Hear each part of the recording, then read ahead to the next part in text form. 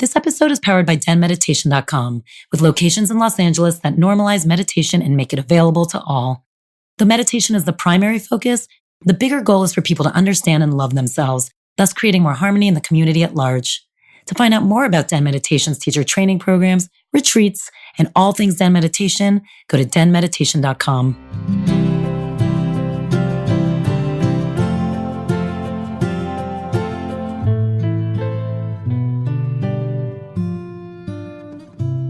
So, hey, we're here today with Sophia Bush. She's a woman who wears many hats. She's an actress, an activist, and a producer now.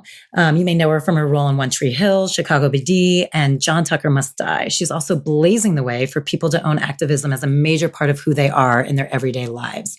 She has a loud voice on social media and is fearless in her beliefs, whatever they may bring. She's an inspiration to many. And one of the reasons I'm so excited to talk to you today is because you don't get stuck in your fear and you actually do versus just talk and think. You're actually a mover and a shaker, and actually you don't get paralyzed by what happens if I do this or don't do this.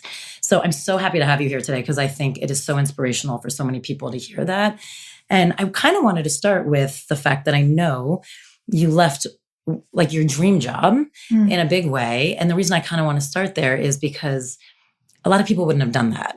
I mean, this is, like you said, it's something I've read before, this is what you were dreaming of. It was a show on NBC, Chicago PD, and you finally just picked up and left. How was that for you? It's a wild experience, and to your point, thank you, first of all, for the intro. It's funny when people sort of spell things out the way that they see you, you're like, oh, I need to practice seeing myself that way a little bit more. Because, we all get bogged down. What part that I introed you was I don't know. I just think all people get bogged down by their own fear and by their own self-doubt. And I think, especially as women, we've been cultured in society, and this is generational, by the way, to diminish ourselves, to not sort of exalt what we succeed at and to not own it. And it's like the classic Amy Schumer skit when the girl's like, oh my God, I love your dress. And she's like, oh my God, it was like $10. It's nothing. It's dirty. I'm disgusting. Women are taught to do that. And so thank you. I'm in more recent years, I think, getting better at accepting what you could perceive as compliments, I suppose, and just saying thank you, even though it's it's so hard. Mm-hmm.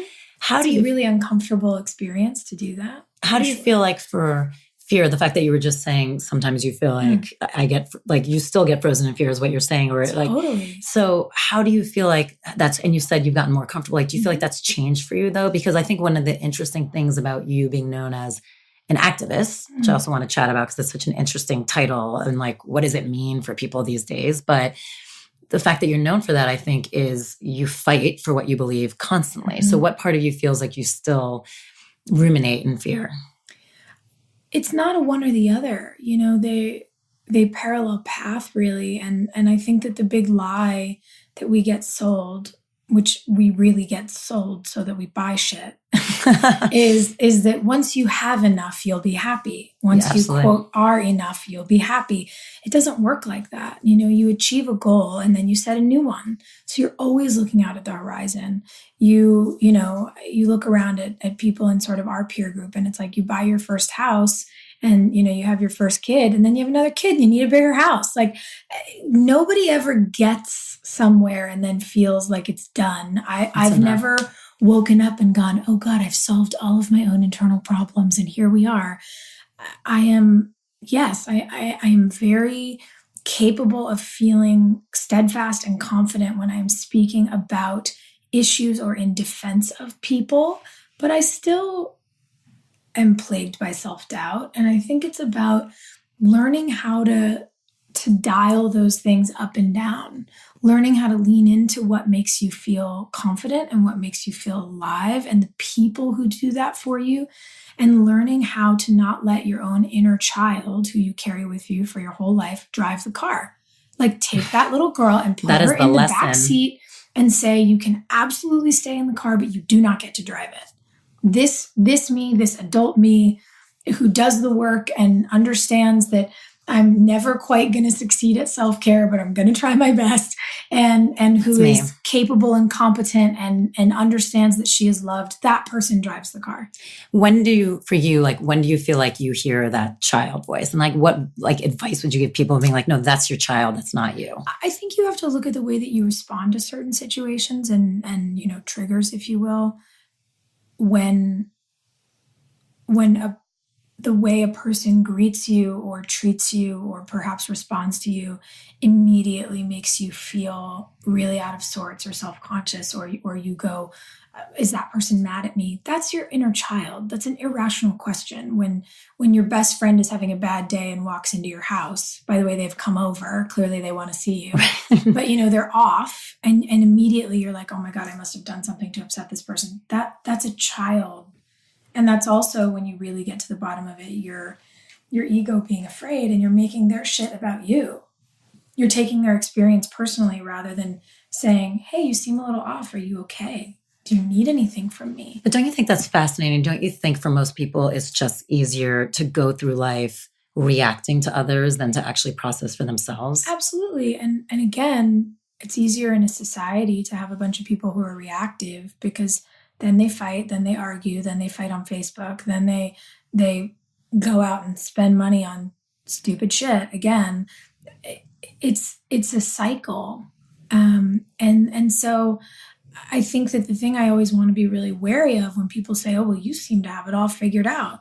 I don't have it all figured out. I've figured a lot out for me as it is relative to me and my life. And I've intentionally built a life that is very global, that is very community-based, that revolves around charity and activism and really social responsibility. Those things are important to me, but I had to learn to do that. I had to make plenty of mistakes. I had to screw up plenty of times. I had to date plenty of the wrong people. It's like we're all doomed to repeat the pattern until we learn the lesson.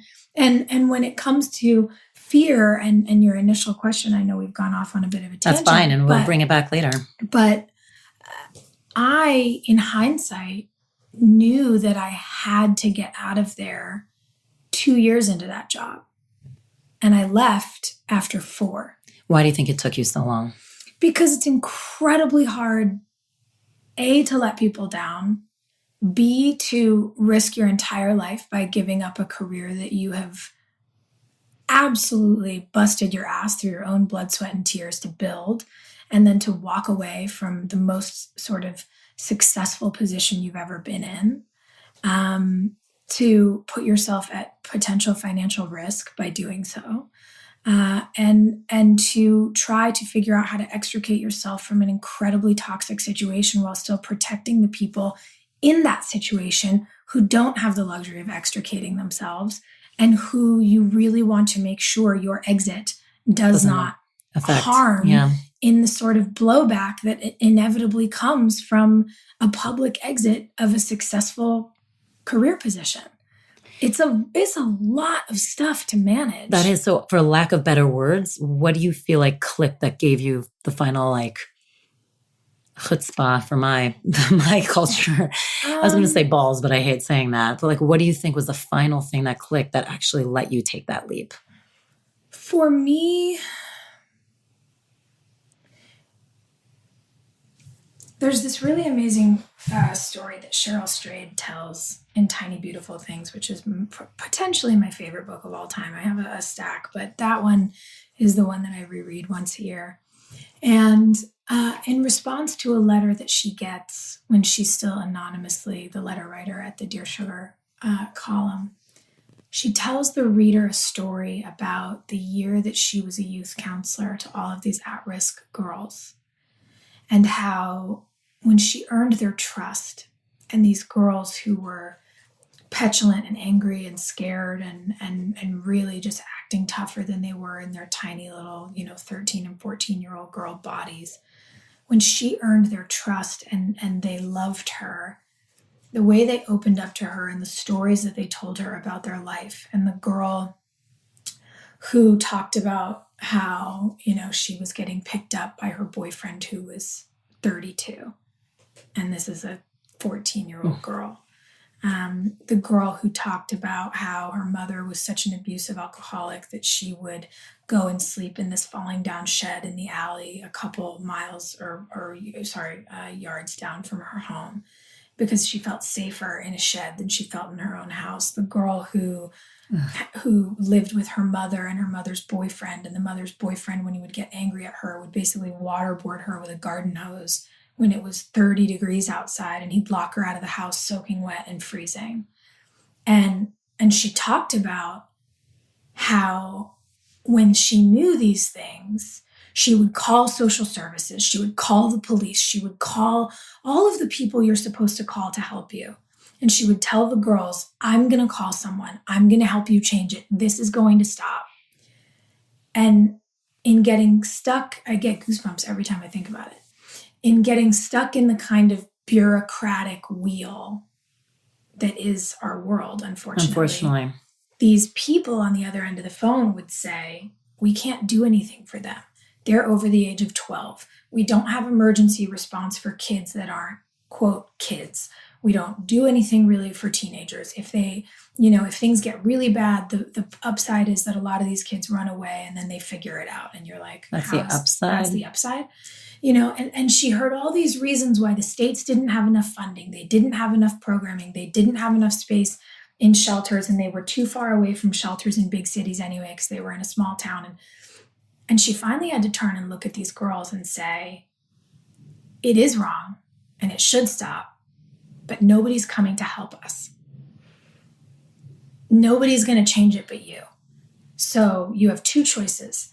This can break you, or you can stay and you can paddle your own boat upstream, and it's going to suck. But if you want to get out more than you want to get stuck here, you'll get out. And I think for me, it was the personification of that experience, where to be a team player and to be a cool chick and to be, the leader that I have been cultured to be and grown into on sets over all the years, when your producers say, like, you're the natural tugboat, like, thanks, I'll take it. But It's a big responsibility.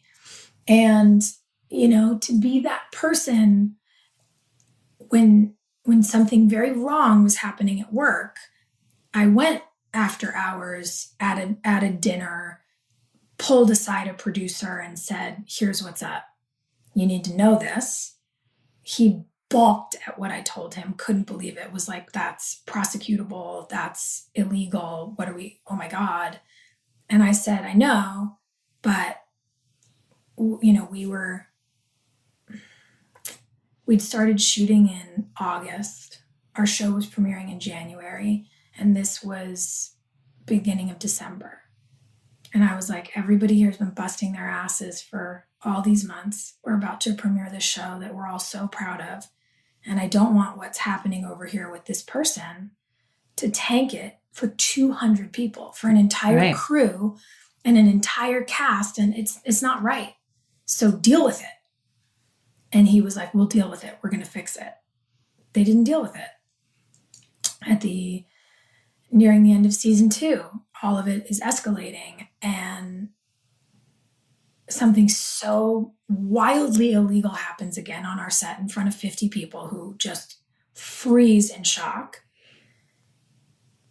And I run it up the flagpole again, and nothing happens. And at the start of season 3, when I don't mean to interrupt, but as a human at this point, how are you changing? Like, look, sets for people who don't know. Most people know, like, you're fully immersed on these sets. Absolutely. Like, this is your life. You're there 100 hours a week. You go in at 4:35 in the morning. You're there until 9, 10 p.m. This is your family, for a lack of better. Like, it's your friends, it's your family. Like, you're not with anybody else. You spend every single waking hour with these people. It's like... So are you becoming like a shell of you? Do you feel 100%. Like there's versions of you that are like not I was performing? Absolutely like bifurcating. Yeah. And you begin to, and especially because there's such an onus on being professional, you begin to compartmentalize your experience, and you do not look at this thing that is happening to you so that you can look at all of these other things, and you get hyper professional and hyper. What I realized is it flared my OCD in a way, and it also made me wildly disrespectful to myself. So I wasn't sleeping. I was eating like shit. I wasn't taking care of my body. I was like, we'd all go out, and instead of going out and having a good time till 1 a.m, I was like, let's stay out till 4. And why do you think this was just you, like? I think I didn't. Just covering up anger? Yeah, sure. And betrayal.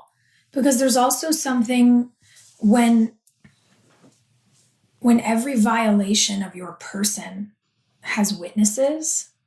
Do you feel like nobody has your back? And nobody does anything because they're more afraid that they're going to lose their job, or they're afraid to upset the peace because the peacekeeping is the money-making machine, It's a very strange thing. And when people who you love and respect, who are sort of your partners in this space, say to you, I really wish I could help you, but it's a professional line I can't cross. Do you just feel that burning in your stomach? Totally. Yeah. And you look around a room, and when 99% of the time you're the only woman in the room. I was going to say, do you feel like this would have been very different if it was? Absolutely. Yeah. It would have been very different if we'd had an on-site female EP, or by the way, if for the first 3 seasons I hadn't been the only female cast member. I think the whole thing would have been very different. And even now, it's weird to talk about because there are other female cast members there who I love and I'm very protective of, and I love a mass majority of my male cast members as well. A lot of people are like, why have you gone above and beyond to not ever I still talk about the whole situation in personal vagary. I don't speak specifically about anybody. And that's because I care about the people who are still there. That's a choice. And it is it's just a weird world to exist in. And so, getting into the 3rd year I was there, when I found out that it wasn't just me who was the sort of on the receiving end of this behavior, then I went batshit crazy. And then I ran it to legal. Then I was like, I don't care if the gloves are off. I'm done. Right. I've played nice. I've played nice. You've done nothing. You've acted like this isn't a big deal. And then it became an HR issue. And by the way, this was all pre-Harvey. So an HR issue didn't mean anything at all. So that's a great segue. What do you feel like? I mean, Harvey's fascinating what happened to the whole industry and hopefully just out there in the world. The ripple effect is... Well, I think that what's fascinating about it is that, again, when we talk about compartmentalizing and disassociation in a way, I think that a lot of people, it's like that idea of golden handcuffs. Mm-hmm. I think a lot of people felt stuck, even though they weren't. People get so nervous to disrupt power structures and to disrupt power structures that support the financial lives of thousands, tens of thousands of people. You don't know what's going to happen if you topple the emperor. Does the kingdom die? So what advice do you give people? Because that is, let's take it even past entertainment in general, like just someone who's going through a lot of shit, whether things are inappropriate or they're just not happy, but they're either feeling stuck because it's financial, they're taking care of their family and they financially can't afford to, let's say, leave a job or take a leap, or they're afraid to topple a structure, whatever it may be. What advice, what can people do? How can people stay true to them? I think that's 2 verticals, right? We have one, which is you don't like your job, you're unhappy. And you know what? That absolutely sucks, but that's true for most people. Right. And I work in an industry that everyone thinks is glamorous until they come to visit a set and they're like, this is literally the worst. This is my nightmare. Right. And I'm like, welcome. It's a job. Like you think it's like a rock and roll concert. It's actually a job. Like we are hustling and it's physical and it is literally just work. Like it's just work. And then the other side is you're stuck in an environment where something is actually illegal, inappropriate, harming your person. If that's happening, I think that the world of reporting and ramifications in HR divisions now are very different. And I think you absolutely have to have the courage and the wherewithal to say something. And I would say from personal experience, don't try to be the cool employee who handles it without ruffling any feathers. Just say something immediately. And if there's a group of you, going as a group, because there's always strength in numbers. If you're unhappy in a career path, I think everybody needs to remember that we're always allowed to change our minds. And, one of the dearest people in my life to me was a very successful lawyer for 10 years and realized he really, really hated being a lawyer. Hated it. Was miserable. And had the big job and worked at the big firm and was super successful and like had the fancy car and all the bullshit that we're told is supposed to make you happy, and it doesn't make you any happier. Nope. And he quit his job and took a couple months in the summer and like sold everything he owned and really thought about what he wanted to do and embarked on this wildly creative, inspiring path, and is one of the most inherently joyful people that I know. That wasn't popular.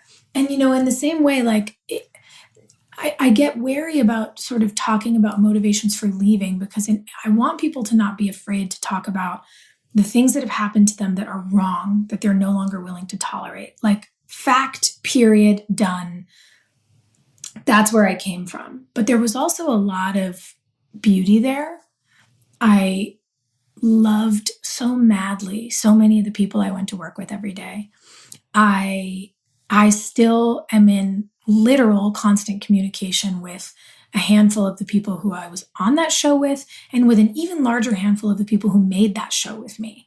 Like my camera crew and my hair and makeup team. And I mean, people who are my family. I go back to Chicago 4 or 5 times a year just to visit my friends. We talk a lot about here how perspective changes pretty much everything. Like, it's all a matter of perspective. And I feel like that's a lot of what you're talking about too. It's like, you could have left and been like, I don't ever want to hear it, speak of it, look at it, I'm done. But you chose to have a different perspective of this is isolated to me and what I chose to do. But that doesn't mean I have to hate all of it. I think about it this way, like, think about your body. If, God forbid, you or I or anybody had cancer, you wouldn't throw your body away. Right. You just want to take the cancer out. You want to cut the tumor out. Something that is so toxic can absolutely kill you, but it's not your whole body. That's what that was for me. Deeply toxic and not okay. And also life-giving and wonderful and special in other ways. But don't you feel like that helps give you the power of making some of those bigger choices, of taking a step into the unknown? But it took a while to reconcile that two things were true for me at the same time, which was major achievement, dream job, love all these people, also dealing with something that is not going to change, because no amount of quiet, loud, legal, financial, threatening ramifications, none of it made a difference. And when that's the case, what are you going to do? Like, you're not ever going to live with a tumor. And so I didn't. And do you feel like after leaving, it's shifted the way you make choices in the future too? Absolutely. Because you know what it is? What's so interesting to me? I took a full 6-month sabbatical. I was like, I'm off. I'm going to take every trip and celebrate every baby and go to every wedding and celebrate every birthday, because those are the things you never get to do. You needed to fill up when you have to move away from all of your family and all of your friends. Maybe you fly somewhere for 20 hours, you go on a Saturday morning, you come back on a Sunday afternoon, but it's not a life. It's not a connected life. You are always an absentee person. And I think it's the reason that, so many people try so hard to build lives where they go. But when you have a full life in the home that you left, at least for me, that gets a little bit tricky. And, it's like my girlfriend Hillary and I were dying. We were just like dying laughing the other day, talking about growing up on One Tree Hill together, And we were just like, dude, It would have been so much cooler if we'd had like a behind the scenes show about our show because it was, it was like a total shit show. And why wouldn't it be? We were 20 years old. Living on your own, basically. We moved to like the smallest town where literally the only other people there are like retirees golfing and like college students at UNCW, neither of whom any of us can hang out with. So it was like summer camp meets like freaks and geeks, like every single person on our cast and on our crew dated every single other person. Like we were so stuck in this little world. Like we joked about how often we would move in town just to feel something like was we happening. were doing something new. Right. Like, and she was like, dude, you moved every year. And I was like, I know, because I was just so bored. Like I just needed new rooms to put furniture in and try to figure out like, we were cackling. Just like, you try your best to make a life, but it's still this weird sort of temporary permanence. Right. Because you live somewhere full time, but you know it isn't for real. So I'm wildly grateful that I made such real permanent relationships and friends and things out of that place, and that Chicago like feels like my home away from home. Like I'm hardcore rooting for the Red Stars and the Cubs all the time. Those are my teams. Like here we go. But for me, the permission to feel both joy and pain and not be so stuck in this narrative. We get this very 2D narrative like, through all these screens where it's like, you're either happy or you're depressed. You're this or you're that. No, you are so many things at the same time. So many things. And that's why we were talking earlier before we started this. You were asking me if I had a personal mantra. It's my own. It's hard won. It's that you are allowed to be both a work in progress and a masterpiece simultaneously. That's real life. That's amazing. No, because to me, that's real life. It is real life. It's and to me, if black people and white. can accept that, like all you have is now, and you are perfection of now. And that doesn't mean it's not constantly evolving and changing, but you are, I have that conversation with friends all the time who I just see struggling, and they're always like, if I can just get to there. And I'm like, but you don't even know what there is, and you don't know when that's coming, and you don't know if it's coming. So start just learning to love this and watch how it all shifts. And they're like, oh, so shifting meaning it'll become that. I'm like, oh, I can't tell you what the shift is, but it will shift. Like something will shift, whether it's just acceptance, whether it just moves to a different level.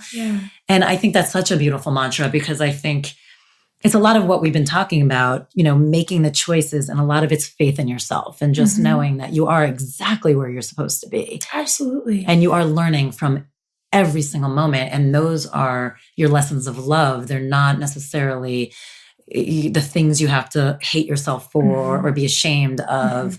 I think so many people live in, oh my God, I fucked up, so now I can't do this, or this happened, this isn't great, or I'm ashamed. It's like, no, those are all the beautiful stories that are becoming part of you to get you to exactly where you are. And I think it's so important to learn to metabolize those things. It's like... Absolutely. Which I think is a struggle. If you eat a bad meal, you metabolize it, you digest it. It doesn't stay in your body forever. And the same is true for our bad and our good experiences. Like, okay, you did this amazing thing. Cool. I highly doubt that because you're an amazing person, you've never hurt someone. Absolutely. And I think that's how it works. That's actually really interesting. And that actually can tie into a lot of your activism stuff I'd love to talk about, because I think it's amazing what you're doing. I mean, obviously you're fighting so many causes, and you're like blazing the trail. And I think also more importantly, you're really teaching people how to be activists, and also how to join, more than you just doing it and getting people to join on your cause. I think you're empowering people to fight for a belief, which that alone is, I think, huge. But what is the balance of, let's say, spirituality and activism? Because I find that fascinating. And I ask that in a couple of prongs. Like, A, how do you keep in touch and keep yourself in check of what your actual voice is, and not getting caught up in feeling like you're fighting other people's fights? Like, how do you, when you check in with what you still truly believe in, and make sure you haven't lost the way somewhere just by moving forward so fast and feeling like you owe so much to everyone? Does that make sense?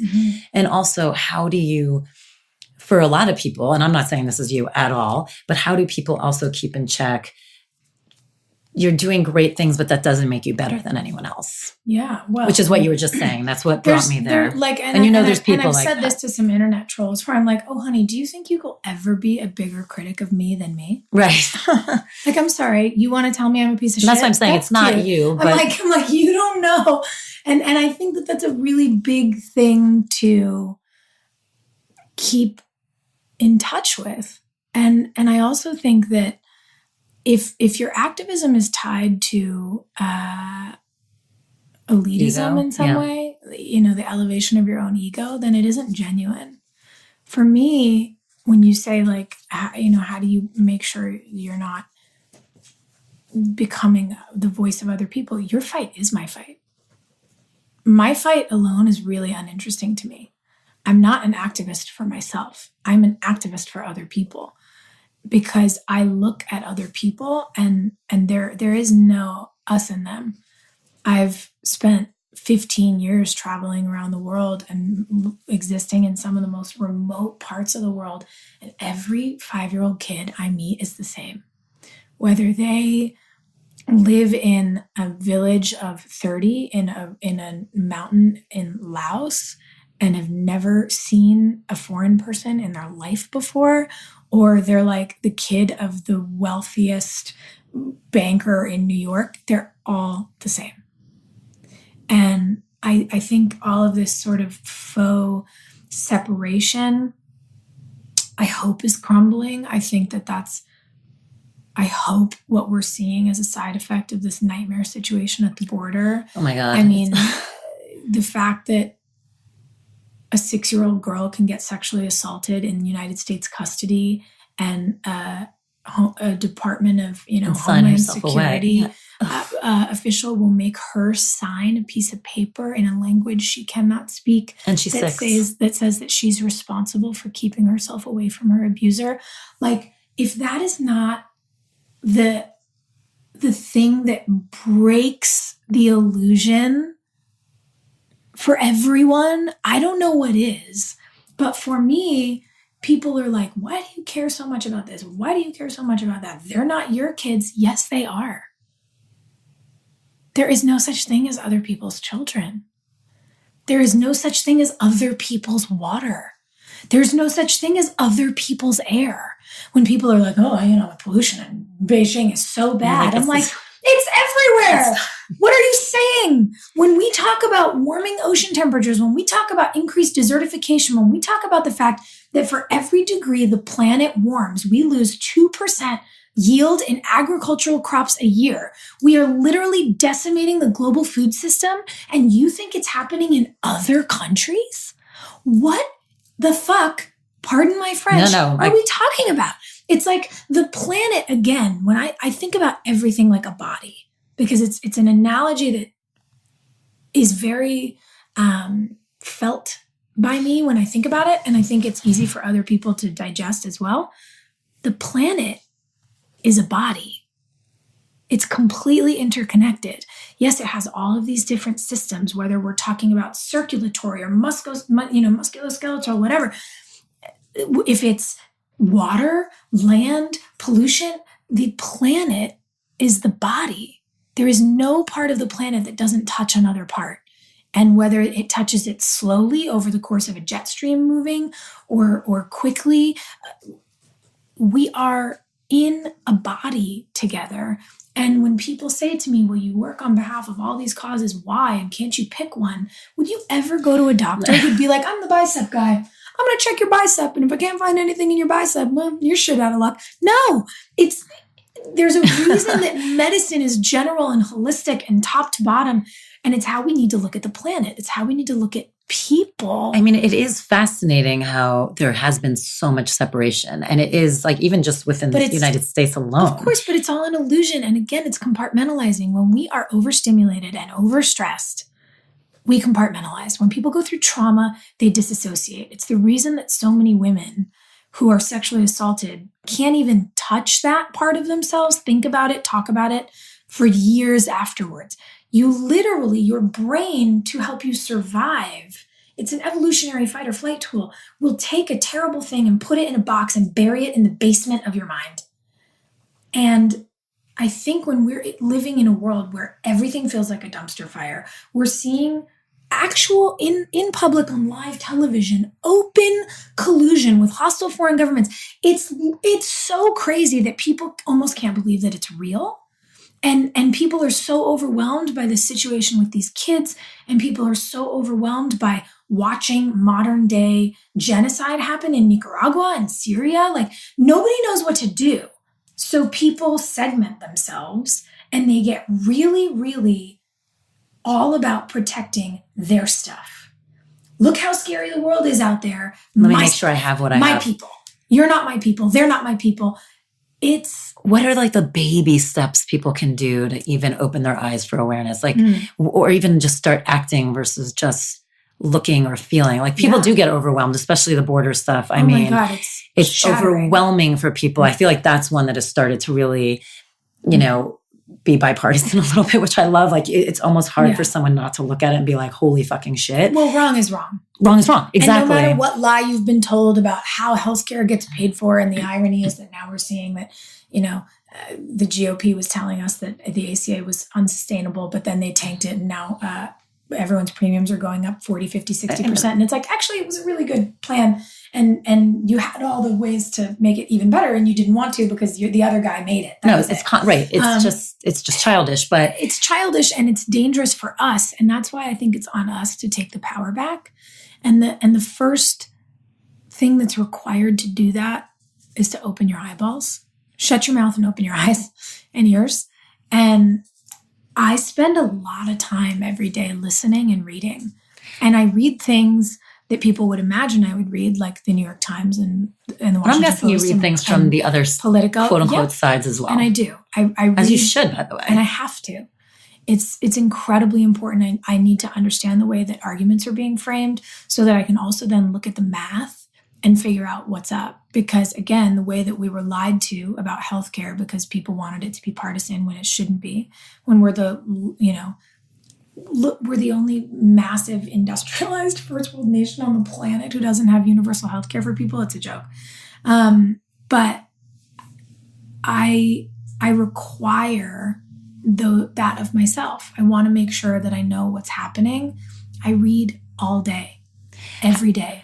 I mean, I love hearing this because I do feel like there's a big us versus them, which I don't think is helpful. No, it's a distraction tactic, 100%. Absolutely. Because, by the way, while they have all of us fighting about garbage on Facebook, they're making trillions of dollars. This isn't about any of what they say it's about. It's about people in power getting richer. You always have to follow the money. And so I think, look, again, this all feels really big, right? Our phones are amazing. They can teach us a lot of things. I get notifications from 4 different news outlets on my phone every morning. That's important to me. That's my morning reading. There are certain activists who I follow who do daily and or weekly reading. You must follow Brittany Packnett. I was going to say, can you name a couple? Yeah, Brittany Packnett. Her Instagram handle is Miss Pack Yeti. The kids she used to teach nicknamed her that because I don't think they could say her name properly, which I find to be the cutest. It's like my friend's little girl can't say Sophia, so she calls me Aunt Tia, which kills me because also Tia is aunt in Spanish, so she's just calling me Aunt. I'm Auntie. I know. I'm Tata for my nieces, which I love too. Kid nicknames kill me. So Brittany Packnett, follow Glennon Doyle, and then also figure out who's doing work you're interested in. Do you want to follow the NRDC? Do you want to follow the HRC? Do you want to follow Planned Parenthood? Please do. I mean, we're talking about healthcare providers for women. We're not talking about anything else. Do you follow, what kinds of organizations do you follow? So, it's important to, because don't forget, all social media works on an algorithm now. So look, in my purest, most individual pleasure center, I love design more than anything.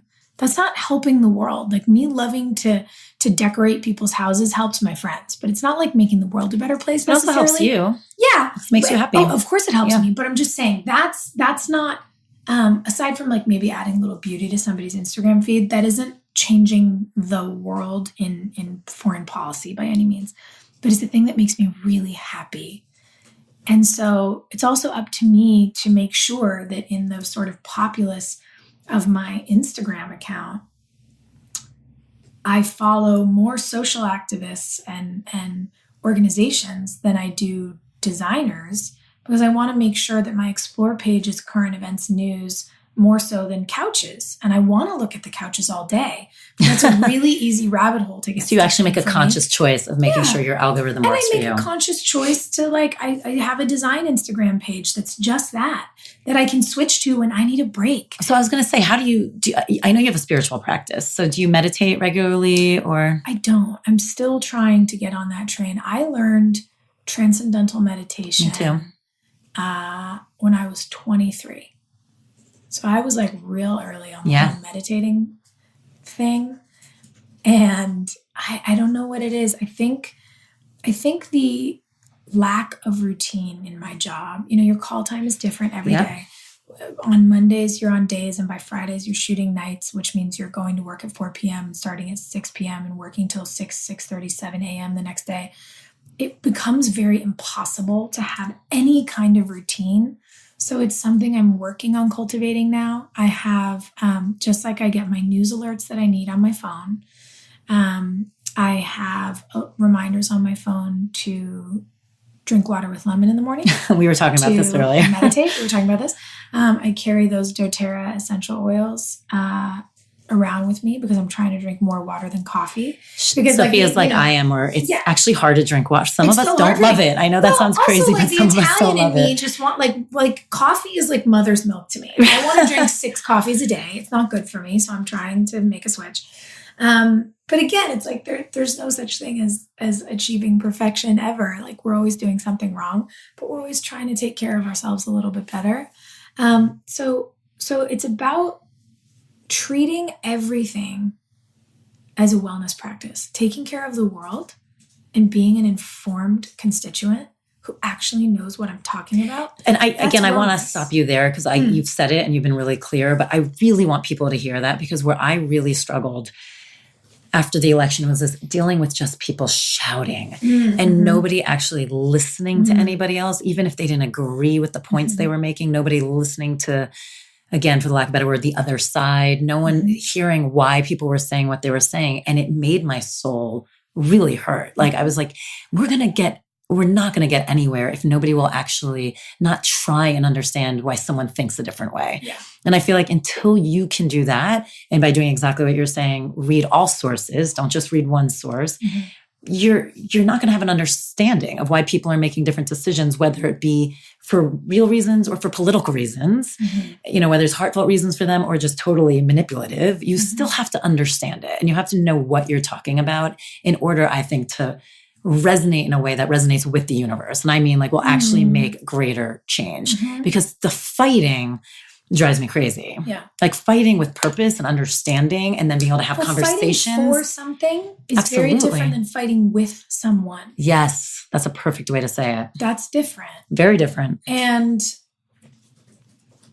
I think that we have to start thinking more collectively. Yeah. We just do. And again, for me, math is perfect, because human beings are emotional. We can be objective, subjective, theoretically, whatever. But math doesn't lie. Right. Like 2 + 2 will always equal 4. That's it.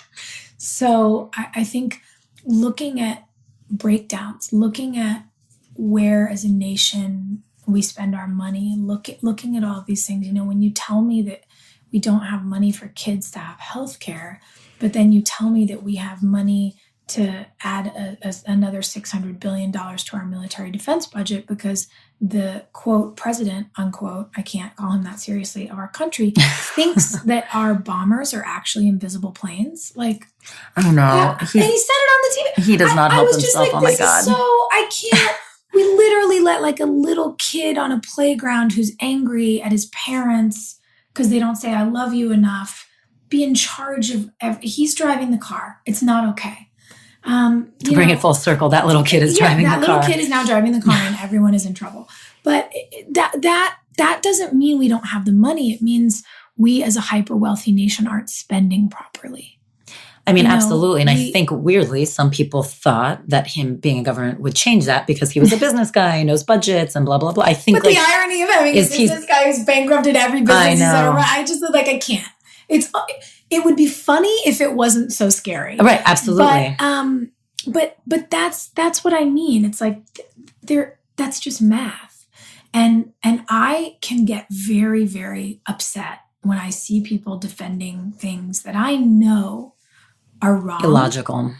But I have to try then to take a deep breath and say, okay, how did we get here?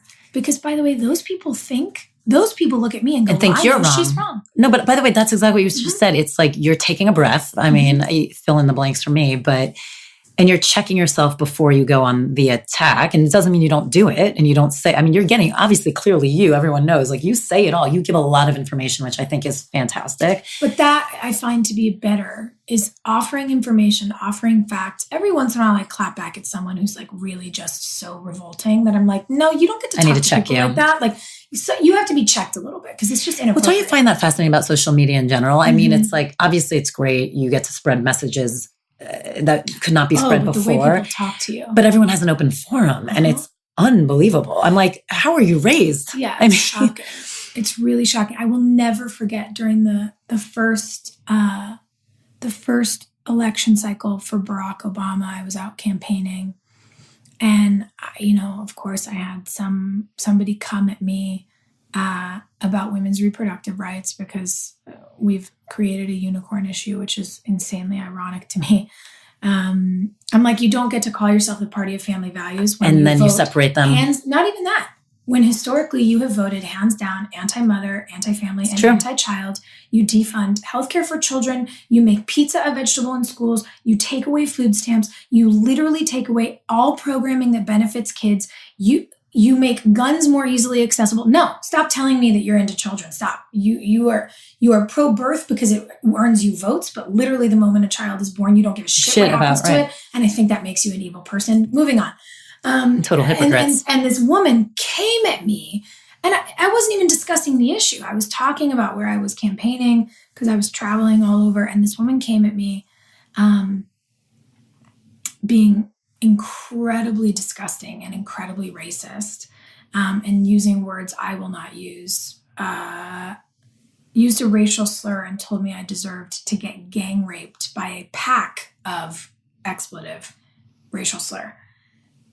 And I was so shocked by it, just what I was reading. And it's a woman too. And it's a woman. And I clicked on her profile because I was like, I just have to see who this is. And she's this woman with like curly, I'll never forget her face, curly blonde hair with her 3 cherubic looking daughters in her lap and her husband behind her in the photo, in her profile photo.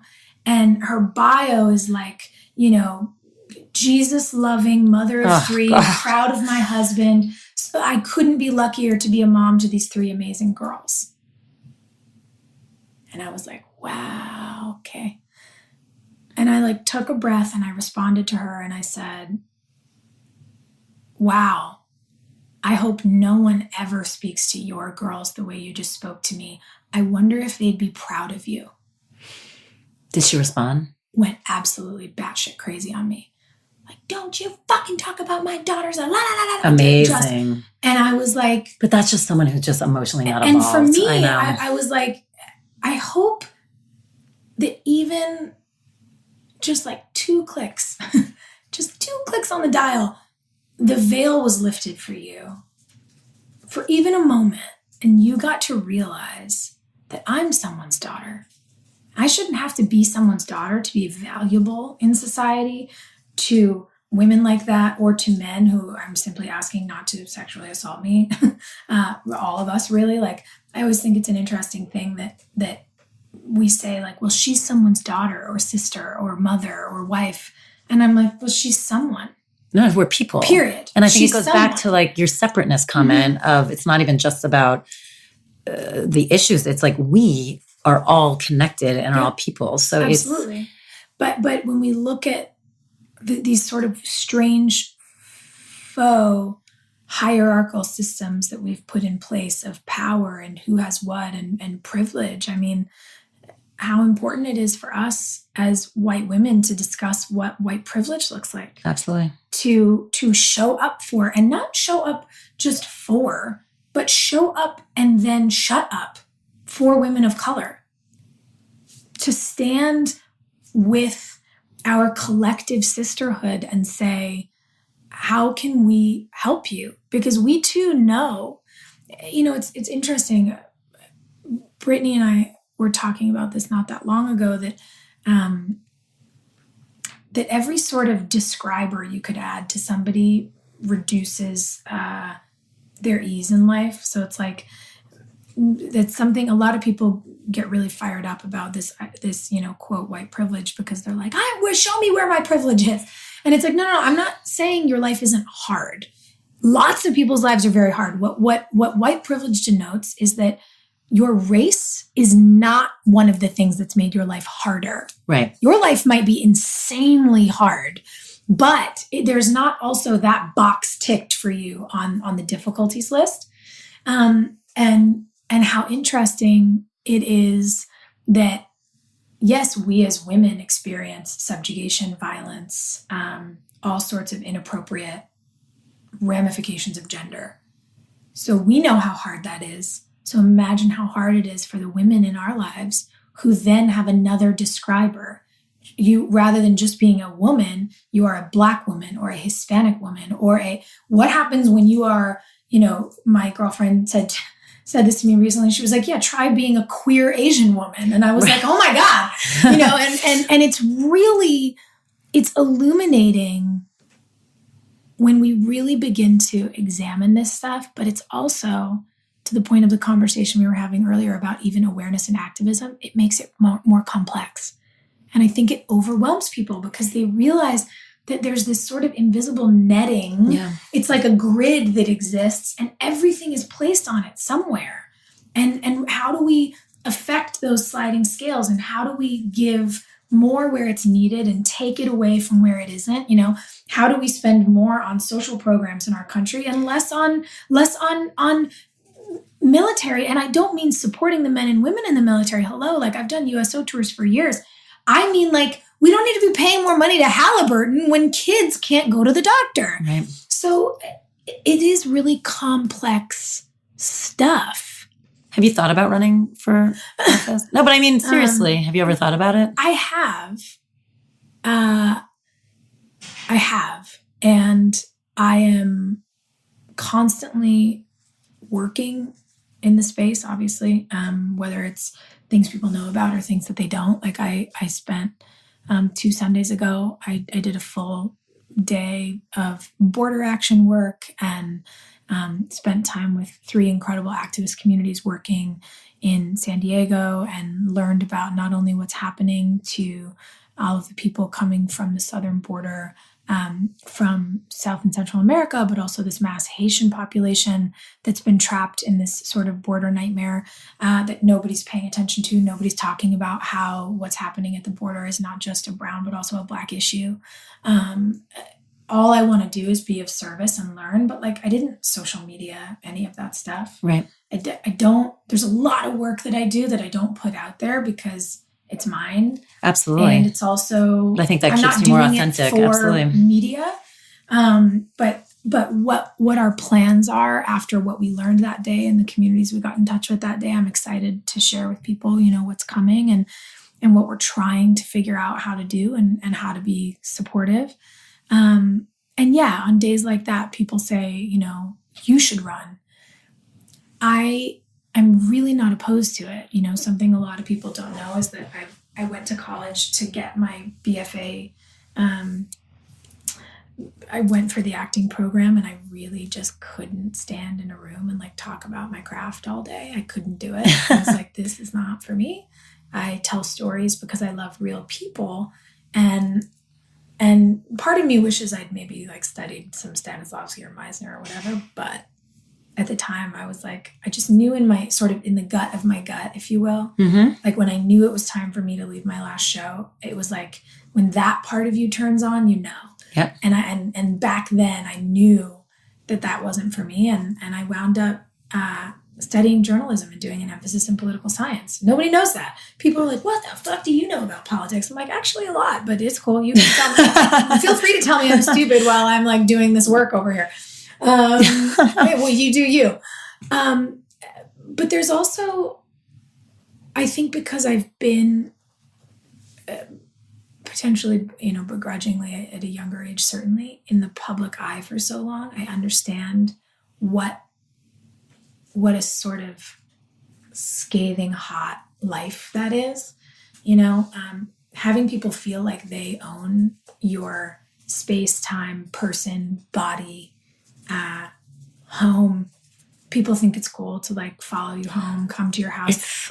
My God. To try to figure out where you live and send you mail and get your phone number and stalk your friends and break into people's accounts and hack people's photos.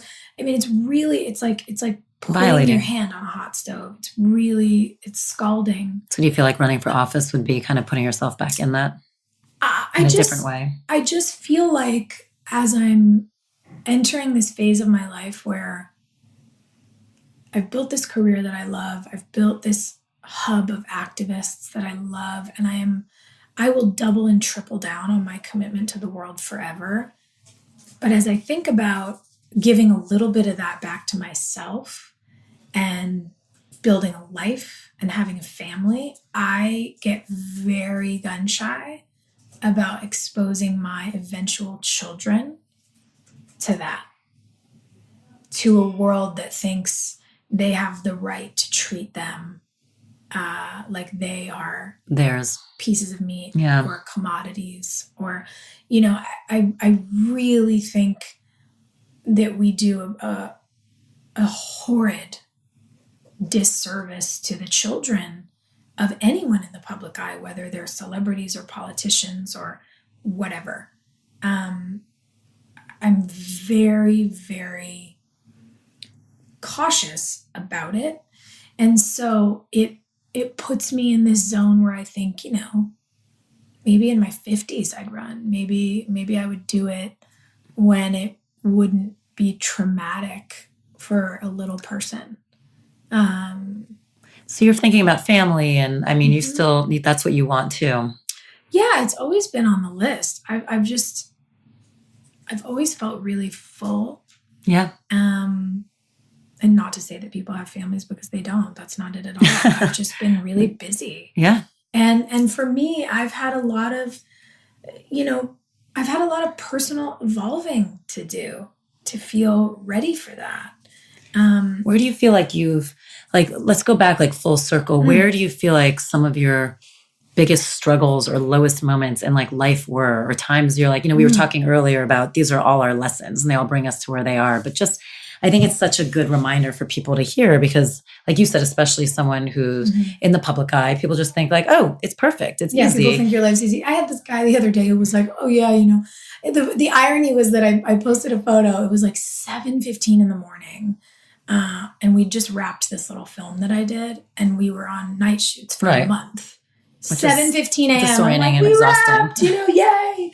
And this dude is like, oh yeah, real rough life for you. You get everything handed to you on a silver platter. And I was like, I'm sorry. I just did a 15-hour night of filming. Whether you know how hard that is or not, don't care, by the way, side note. But I was like, hold on, I'm sorry. As a single woman who has built a life and a career literally out of my own blood, sweat, and tears, who was a full-time college student going on 3 auditions a day, back when I was trying to book a job, who has traveled all over the world for work, never lives where my family lives, works 100 hours a week, manages to like still volunteer, raise money, go out, work for the world. And yeah, every once in a while has people over for like pasta and a little too much wine. Please mansplain to me how building this life with no help from anybody else is a silver platter. Tell me what I got handed to me, motherfucker. I was like and it's like such a wild, it was just like such a wild thing for me, because I was like, what is this?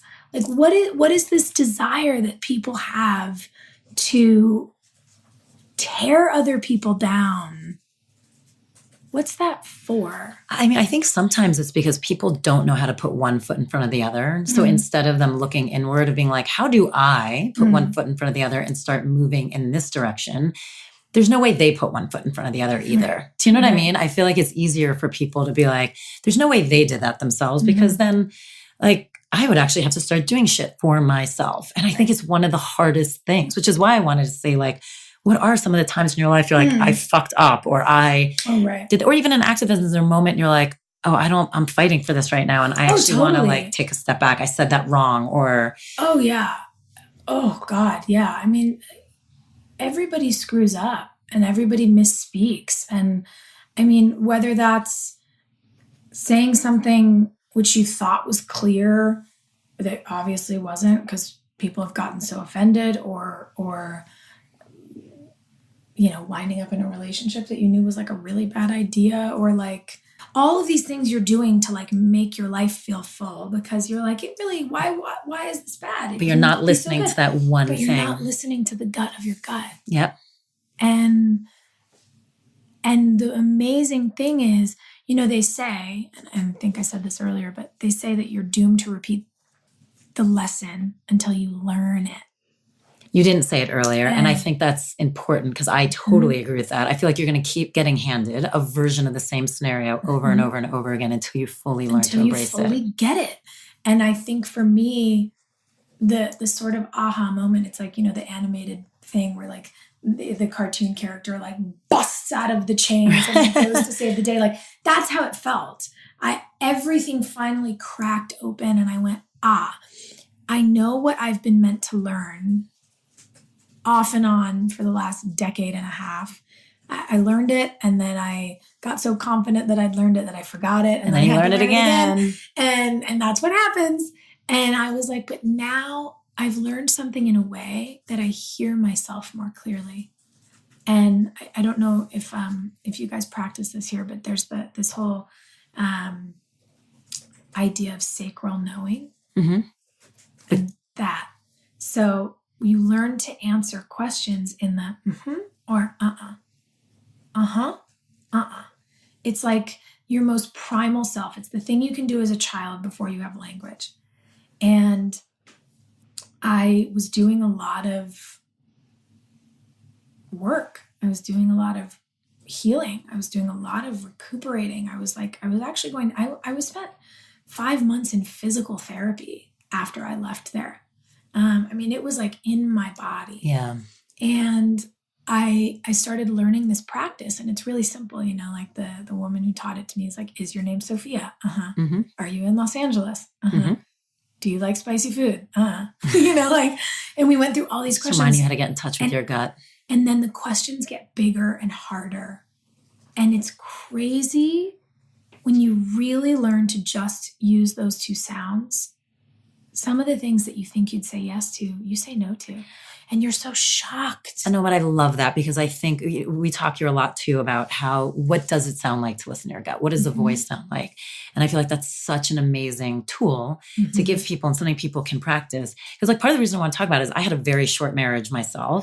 And that was my whole lesson, is like I had to learn how to actually truly listen to the voice. And I did the same shit. Like, how can I cover this up? And how this part of my life, and my life looked amazing because I was filling it up, but I wasn't listening. And finally, like the hard way, I started listening. And I too, afterwards, took a lot of time trying to figure out how to listen, and just so I could never make the same mistakes again. And I think it's one of the most important things we can all do is get to know yourself. Like, we have all the answers, and people are just so afraid to listen to them. Yeah. And I think that fear is compounded by other fears, like the fear of hurting other people. And that's what it was for me. Letting people down. Yeah.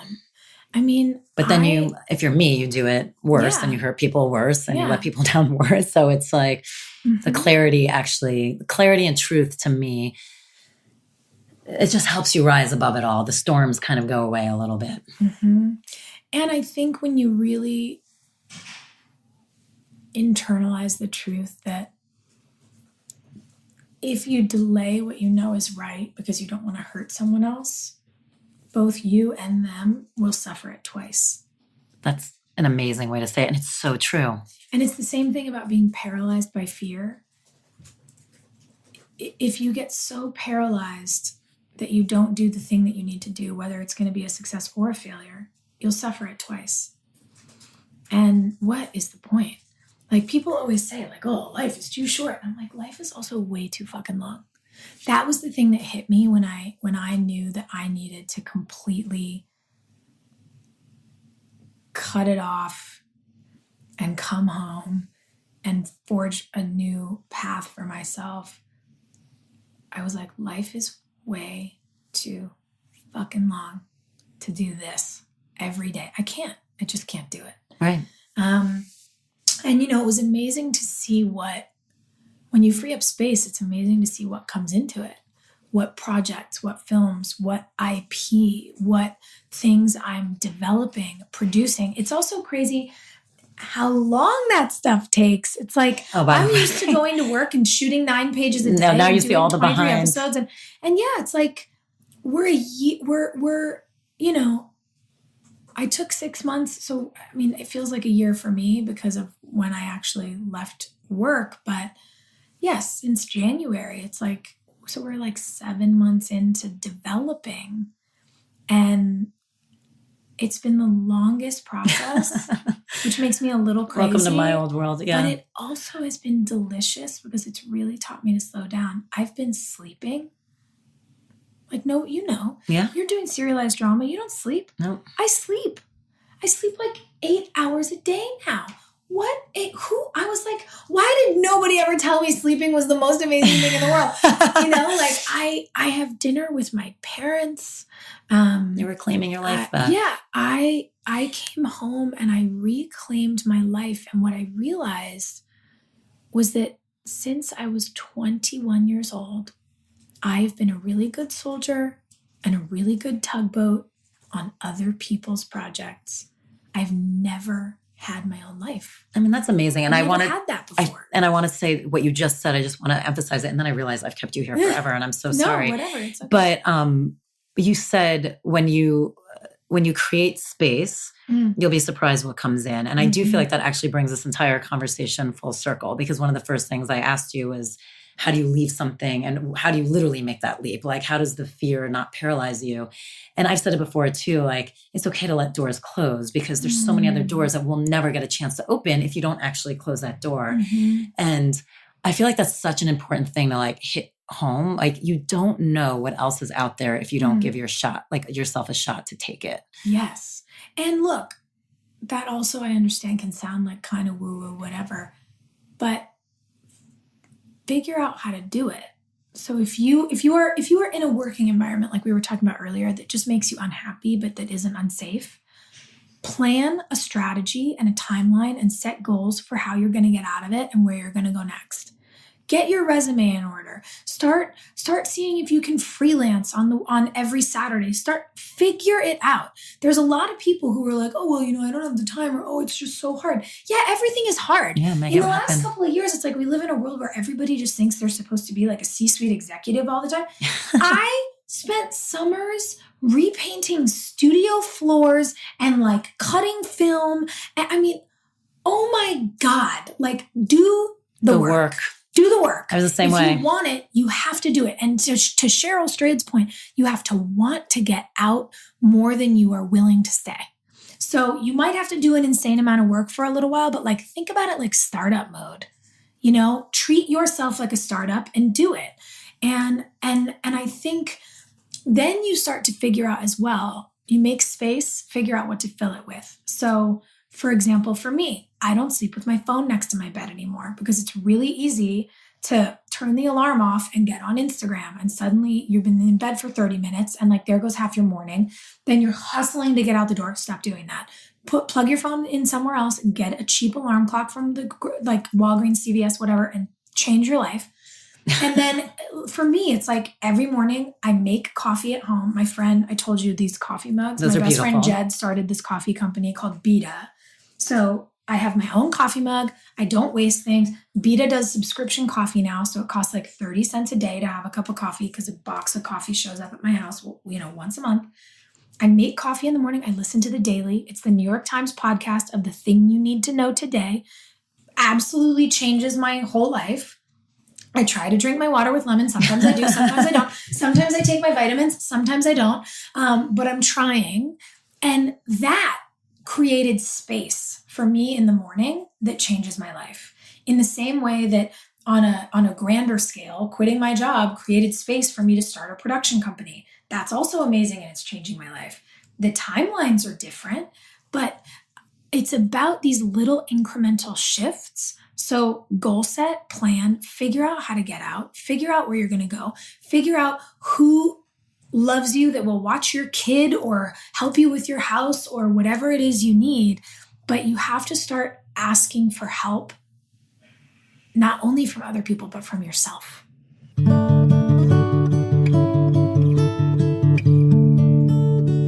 So now it's time for Sophia's personal practice, and she's going to share a personal mantra that she lives by.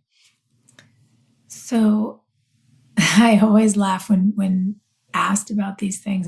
And finally I realized that I do have a personal mantra, and that I think it's been hard won, and I'm quite fond of it. I mentioned it earlier. I try to remind myself and the people in my life and the people out there, my sort of community at large, who I may not know personally, but, we share space in the world and in our digital worlds, that you are allowed to be a work in progress and a masterpiece simultaneously. You can be both of those things. And what that means to me is to own that we're all constantly evolving and changing, that we have points of confidence and points of self-doubt, and that they all exist in the body, in the mind at the same time, and that is okay. You can be proud of an achievement and still be scared that you're not enough, and hopefully you can continue to adjust the dials and keep clicking in the direction of feeling more enough than not enough. But don't get down on yourself, Celebrate what you can, work on what you need to. Work in progress, masterpiece. Same. DENtalks is produced by Michael Burke, Mike Burns, Reem Edon, Nicole Rappi, and music by Alex Fetter.